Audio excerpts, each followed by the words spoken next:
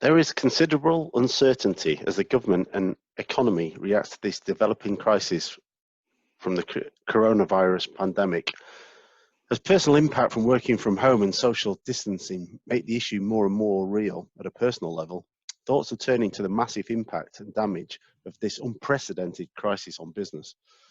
We have collated details of the potential actions available to understand the impact, the government support to attempt to chart a way through. Basically, we want to understand what we need to do and what the options are available to our clients. So Todd, as one of our risk and restructuring partners, you've been involved in assessing the impact for the firm and our clients. What should businesses do to start with? Thanks, Simon.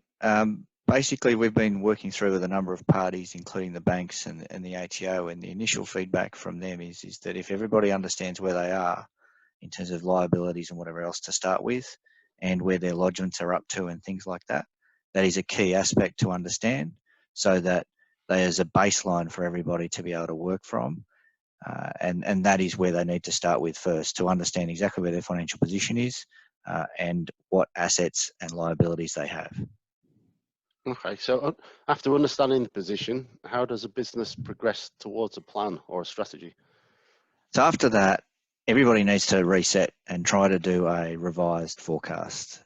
There's a number of businesses which will struggle to do that because the revenue model will be have totally changed, particularly those that have been shut down over the last few days, and potentially retail as well. But basically what everybody needs to attempt to do is to understand what their costs are going to be going forward, have a look at what the government assistance is available, and try to work out some arrangements with landlords or other parties that are available. We understand that basically the ATO and the banks will look at anything that is reasonable, and if all of those things can be put together and understood, that will give you the best understanding of how much you need to fund going forward and where you are going. It gives you a base plan. And Tony, there's a considerable amount of government assistance available, but I understand from what we're hearing, and I'd be interested in your thoughts, that lodgements and getting financials up to date for the banks will be critical. Certainly, Todd. Certainly from the tax office point of view, obtaining any deferrals, they still were wanting lodgements to be made, and I think the finances as well would want to understand your position, and one way to do that is to actually see what you've actually lodged in, for example, your March BAS, and if you've been making sure even your 2019 tax return is up to date. So after that process, if there's enough cash to struggle through, laying a zombie-like thing until things start to normalise. Yeah, there will be a number of businesses who will be able to, probably with some support from their owners, who will be able to continue and just wait it out and sort of effectively go into a bomb shelter approach where they go in there and lock down and just struggle through. I understand a few of the restaurants and pub groups are sort of looking at that to see how they can and do those sort of that while their businesses are under extreme sort of circumstances where normal operations are suspended, but trying to find a way through to protect as much of it as possible. Yeah. Okay, that makes sense. That's the side. What happens if there's a shortfall?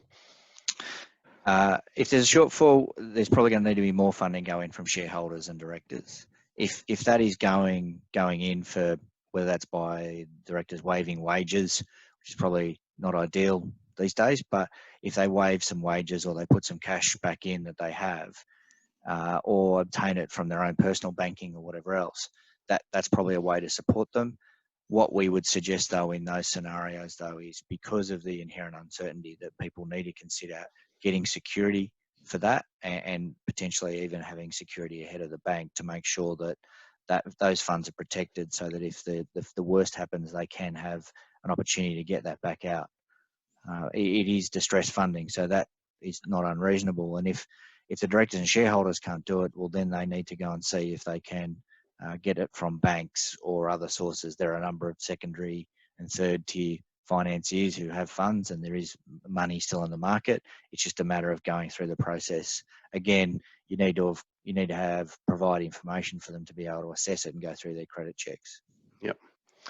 Simon, just on owners funding the business, I guess they just they do need to be careful from that they actually speak to us beforehand, because there are rules about what money you can take out of, for example, out of superannuation, and even when how you actually provide the funding. Could be important, not from just a security point of view, which is probably the critical importance that Todd's raised, but also too from a tax point of view. It would be terrible to finish this where you survive the this crisis, and then you end up in problems with the tax office. So speak to us first. Yeah, absolutely. Yeah, I think that's right. I think that's right, Tony. Not only thinking about the urgency of now, but also making sure that you're contemplating how this rolls out is important through this process. Yeah. Owners, directors are concerned about obligations. I've had lots of conversations over the last few weeks. What else can they do to protect themselves? So, although the government suspended insolvent trading, and that's taken a big personal liability issue off the table for a lot of directors, there still are obligations on directors to adhere with their normal Section 180 sort of obligations to operate within normal boundaries and not to deliberately mislead and all of those sort of things. So to look at that and look at the way they are applying an approach, and particularly for the larger corporates with independent directors who may not be across all of the operational issues, and for not-for-profits, there can be a safe harbour review done, and that allows independent review of the approach being undertaken and the options being considered, and then a somewhat normalised sort of review of that, and then assistance with applying a commercial, pragmatic, professional approach through that.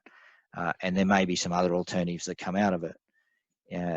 I think one of the things that may come up here or be an unintended consequence is you may have some competitors consolidate as they try to reduce costs to protect their business, even in the not-for-profit sector.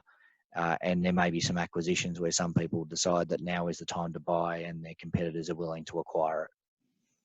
Yeah, I've had a few conversations around picking out some competitors already. So there are some little grass shoots already.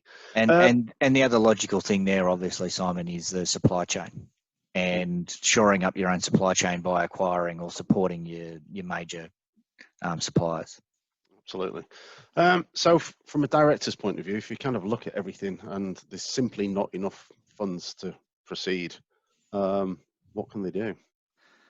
So the least attractive of all the options is a voluntary administration or a liquidation. But we think that there is capability here to use voluntary administration as a sort of semi-permanent moratorium, where there are some significant, we've got a significant debt and you can't reach a compromise arrangement. You've got 6 months to be able to deal with it now under the government approach. But the other more pragmatic way may be to actually implement a voluntary administration, then a holding docker. So creditors can review that and agree that they will preserve their position for, say, 6 months as the government's foreshadowing, see what happens, and then see where the business and the asset values are at that point to be able to maximise or improve the return for creditors. I mean, the brutal reality here is that even if you try and sell assets right now, value is probably not going to be realistic. So if you can preserve and wait, you're more likely to get a better outcome out the other side. And we see that as a viable, like a holding docker is a viable commercial realistic option that some people can utilise. And it also means that people don't have to put more money in or sacrifice their personal assets. They can protect themselves and their family assets ahead of the business, even if the business is like a family member. And that's the challenge and the emotion that's going to be driving a lot of these things. And Tony, you've got a lot of clients who have like they protect their businesses like they are an extra child. It's going to be difficult for them to actually make some hard decisions here. I think that's right, Todd. I think sort of so one of the things is to make sure you're actually getting advice, because I think sort of emotion, quite often the thing is to either throw money at it or not pay items you should pay, particularly ones where you can be personally liable for in relation to GST and the employees PAYG. Now, there's some deferrals in here, but I think that it is important people are fully appreciative of the risk that they're taking on in these situations, because it is possible to throw, as you've seen before, people throw good money after bad, and sort of that's one of the things we're worried. Particularly if you've been in a business for a long time, or it's something you've just established and put your heart and soul into. So, yep. Okay. Yeah, Tony, from a tax point of view, there's a lot of confusion with clients at the moment, just because of the volume of information that's been put out there in terms of how things work. So, just lay it on us. Can we just get a recap of where we're at as at 24th of March?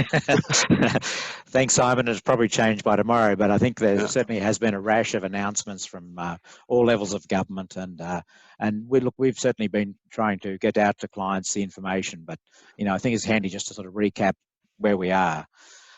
So, particularly, I think the things we want to draw your attention to is the way that the business gets its hands on cash. So the most immediate way of that is that the government is giving 100% a refund of PAYG that you deduct from your employees' wages for the March, June, and then with a further payment in the September quarter. So that payment is a minimum of $20,000 and up to $100,000, but it's calculated based on the PAYG you're taking out of your employees' wages.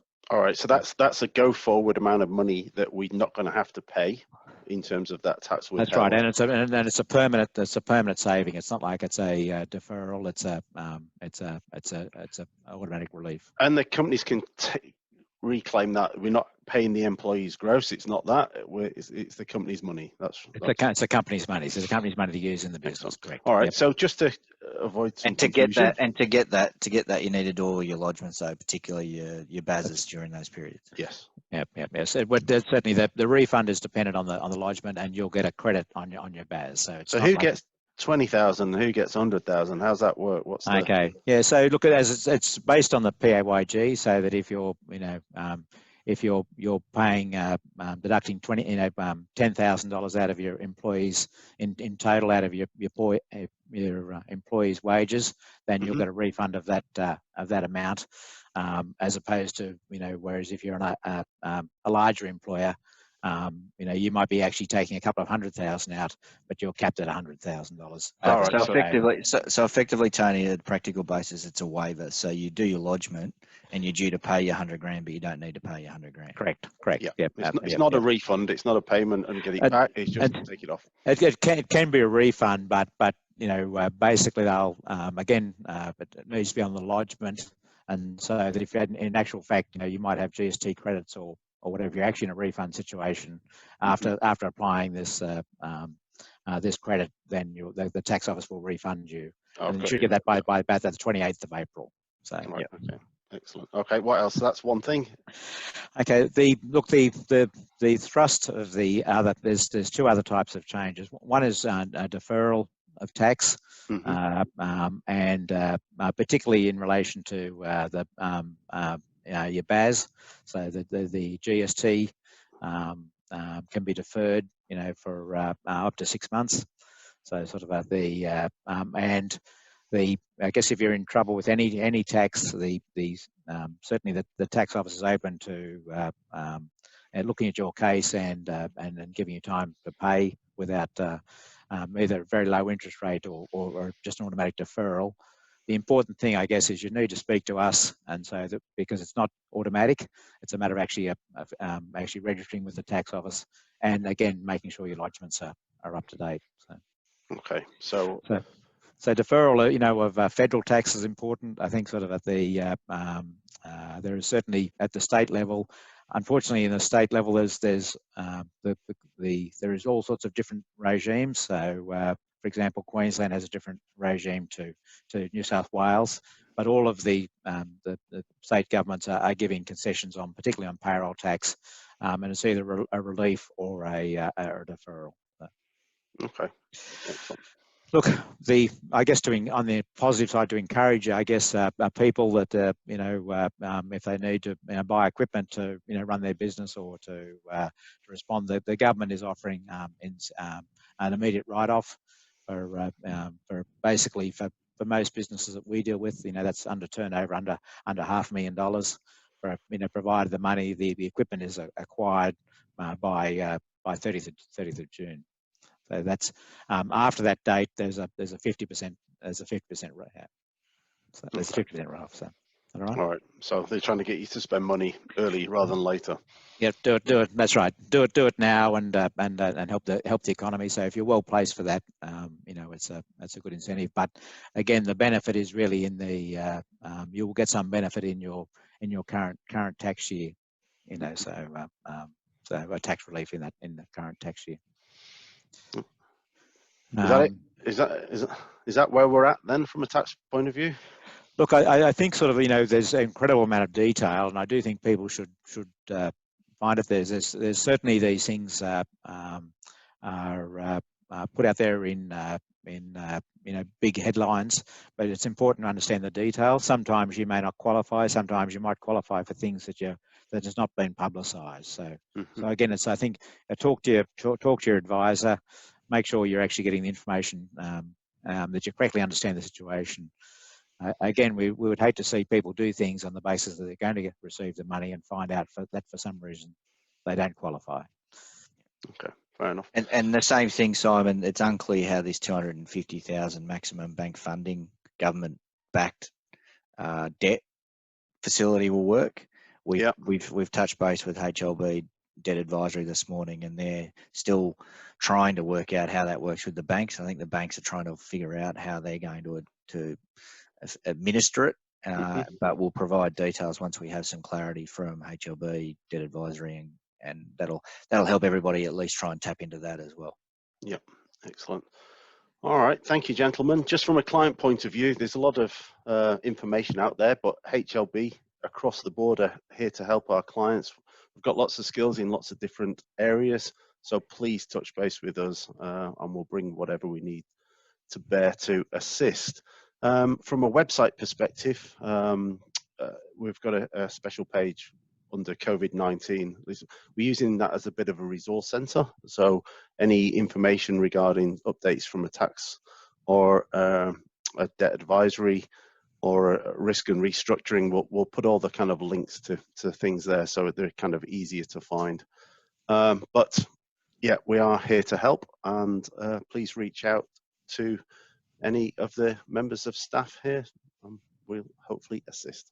Thank you. Thank you, Simon. Thank you, Todd. Thanks, Simon. Good luck, clients. Thanks, Tony. Best to all. Stay safe.